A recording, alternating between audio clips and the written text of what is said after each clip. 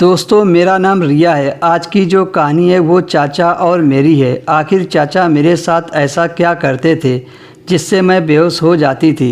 दोस्तों, एक बार की बात है। उस दिन मैं घर पर अकेली थी। मम्मी पापा किसी ज़रूरी काम से रिश्तेदारी में गए थे। उन्हें वापस आने में 2 दिन लगने वाले थे। मेरी उम्र 13 साल की थी, इसलिए मेरा और घर का ख्याल रखने के लिए मम्मी पापा ने चाचा को मेरे साथ घर पर रहने के लिए कहा था। लेकिन मैं चाचा को पहले से ही बिल्कुल पसंद नहीं करती थी और मुझे उनसे डर भी लगता था, क्योंकि जब मैं छोटी थी तो एक बार चाचा ने मुझे गोद में बैठाकर मेरी छाती और आगे के हिस्से को चूमना शुरू कर दिया था।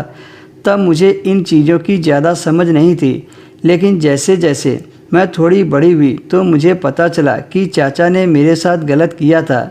इस बात को गुजरे काफ़ी समय बीत गया था, लेकिन मैंने मम्मी पापा को इस बारे में कभी नहीं बताया।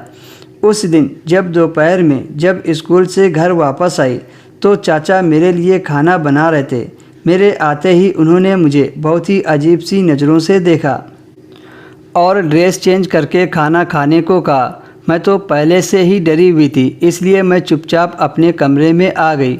जब मैंने कमरे का दरवाज़ा लॉक करने की कोशिश की तो मैंने देखा लॉक ख़राब हो चुका है। फिर मैं बाथरूम में गई तो देखा वहाँ का भी लॉक ख़राब हो गया है। अब मुझे थोड़ा डर लगने लगा, क्योंकि सभी लोग एक दिन में एक साथ अपने आप तो ख़राब नहीं हो सकते। फिर मैंने डरते हुए ऐसे ही अपने कमरे में कपड़े बदलने शुरू कर दिए। मैंने अभी अपनी टी शर्ट उतारी ही थी कि तभी चाचा, यह जानते हुए भी कि मैं कपड़े बदल रही हूँ, और मेरे कमरे में आ गए। उनकी नज़र सीधा मेरी छाती पर टिक गई। मैंने अपनी छाती को हाथों से ढक ली और शर्म के मारे मेरा दिल भी बैठा जा रहा था। तब चाचा ने कहा, मुझसे शर्माने की क्या ज़रूरत है?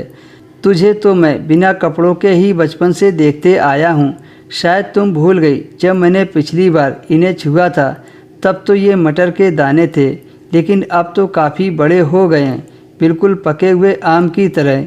इतना कहते कहते उन्होंने मेरी छाती को अपने दोनों हाथों से पकड़ लिया और मुंह में भरकर